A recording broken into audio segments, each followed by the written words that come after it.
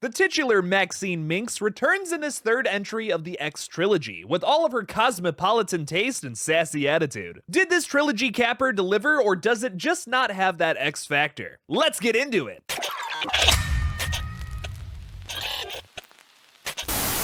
Hey everybody, welcome to the Killjoy Jake YouTube channel. Before we get into this star-studded review, I'd like to first thank my wonderful patrons that continue to support this page. Without you all, I wouldn't be able to continue making these silly little updates and reviews for upcoming horror movies. Please consider signing up for my Patreon today by clicking on the link in the description below, or by pressing the join button on this page. Thank you all again for your support. Now let's get into the review. As always, I'll start this bad boy off with a spoiler-free review and then dive right into the spoilers. Maxine is an extremely thrilling and over-the-top way to close out the X trilogy, but its biggest problem is that it can't decide what it wants to be. This fast-paced climax to Maxine Miller's story can't decide if it wants to be a giallo slasher, neo-noir crime thriller, or a rags-to-riches coming-of-age story. The toughest part about reviewing this movie is that even though yes, it is a clearly messy flick, it hits on three of my favorite specific subgenres. I personally really enjoyed the flick, but I can see why some walked away from this one disappointed. Just like Pearl, this is a wild departure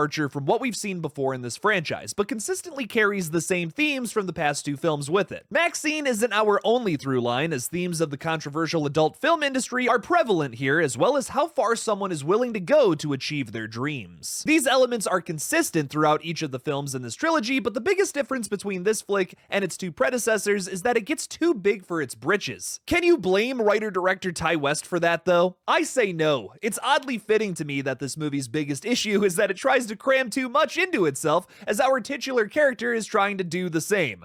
Wow, that sounded gross, didn't it? What I mean is she's bouncing from the adult film industry into horror, trying to get her big break. That's stressful for anyone, not just cocaine-addicted psychopaths. I honestly can't see how you would or would want to contain Maxine into a smaller story. The focus of this film might drift around from scene to scene, but not the attention of the audience watching. Mia Goth gives a great performance here again. It's so impressive to look back on her last few horror flicks and see some of the most excellent female characters in the current space of horror. Oh my god. From Pearl to Gabby and Infinity Pool, Mia Goth is on a goddamn roll. She has the X factor on screen as Maxine here and in real life. I hate to sound so selfish, but I really hope she doesn't get sucked into the multiverse of Marvel. Goth is at her best leading scrappy little horror flicks like this. Kevin Bacon is a massive standout as John Labette. The self-proclaimed dick steals the show in his far too few scenes. The Baconator rocks it out. I can't say much without spoiling anything here, but I love when just a specific character can leave you wanting so much more. A hilariously dark performance. Giancarlo Esposito channels Gus Fring here if he was a Hollywood elite. There are some unmistakable Breaking Bad parallels with his character here that make him perfect for the role. At the same time, I'm yet again impressed with Esposito's versatility, becoming unrecognizable here. He transforms into this character and impresses with every second he's on screen. Maybe a hot take here, but Elizabeth Debicki playing Elizabeth Bender might be my favorite side character. She gives off a calm, collected vibe that the best directors have. She embodied this role well, being super intense but with precision. I hate to compare because all three of the X movies are so different, but this flick, just like Pearl, just doesn't balance its characters as well as X does. This movie is a different animal, of course, but it's hard not to look for that after being so impressed with how much I cared about every single person in the first film. That's achieved with some razor-sharp writing from West, giving every character a moment to shine.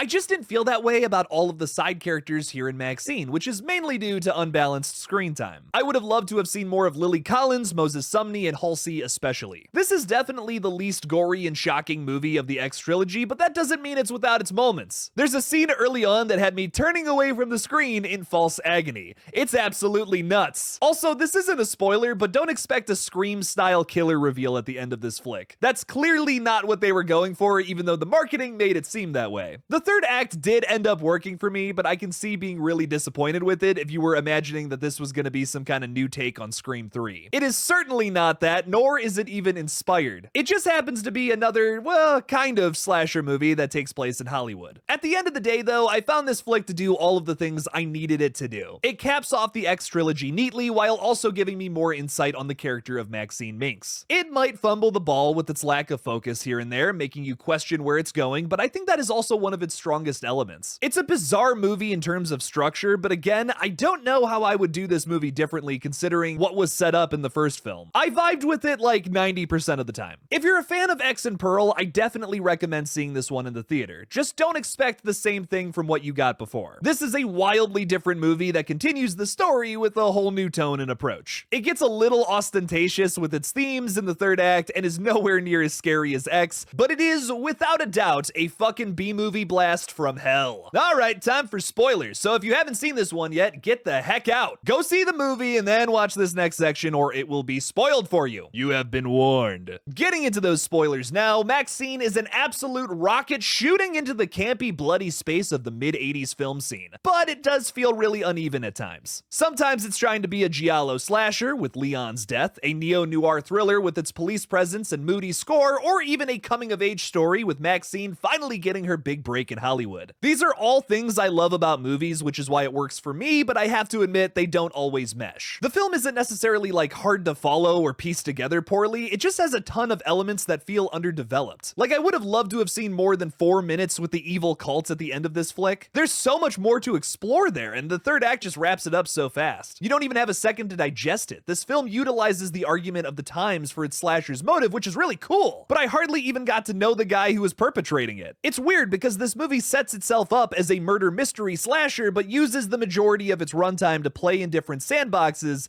until that rushed third act. I will say though, there are a bunch of scenes in this movie that would make Dario Argento come. Oh my god, it's like a modern day Deep Red set in Hollywood. I loved that aspect of this flick. There's some dope set pieces and interesting ideas all around, but I wish we had dug a little deeper into the themes, I guess. The characters are mostly great. I loved Kevin Bacon as PI John Labette, being an absolute menace to society. Ty West recently said that he was thinking about doing a 4th film in this series, and if I had to guess what it was, I would imagine it would have to revolve around this guy, right? I felt like there was a lot of cryptic setup with his character that could go somewhere in a prequel film. He talks about being a criminal and how he learned to embrace his dark side. There's a very small part of me that would love to see another film set in the 70s here where we get to see his backstory and how he became this shady figure in the dark side of Hollywood. Possibly a redundant sequel, but I would vibe with it regardless. His death isn't as bad as I would have liked it to be, but it is certainly dark. This channels some Breaking Bad energy here, watching all of this happen at the hands of Gus Fring, I mean Teddy Knight. Giancarlo Esposito is so good in this movie. God, I love him. Elizabeth Debicki rocks as well as Elizabeth Bender. She comes off as calm, collected, and powerful, which is all the right ingredients for a good director. I love the line she has about everyone having blood on their hands as she's struggling with the fact that she has to prove herself in this dog-eat-dog industry. And of course, Mia Goth is terrific as Maxine here again. She has had an excellent run in horror films over the course of the last 5 years or so. Pearl and Infinity Pool still hold my favorite performances from her, but this flick finds a lot of unique ways to build her titular character. My favorite scene of this entire movie is when Maxine gets cornered by some creep in an alleyway. She pulls a gun on him and makes him suck it like he's James Franco. She then proceeds to make him lay on the ground where she stomps his balls into little fleshy pieces. It's without a doubt one of the most shocking moments in a horror film all year, right next to that kill from In a Violent Nature. You know the one. Make no mistake, we may be following Maxine here, but she's no final girl. She's an absolute monster, as the Betty Davis quote at the beginning of this film would suggest. It is fun to float through this story with her though, kind of like following Patrick Bateman in American Psycho. There are also a ton of Easter eggs that connects this film to Pearl and X. If it's the studio doors opening up to make one of the first shots of this film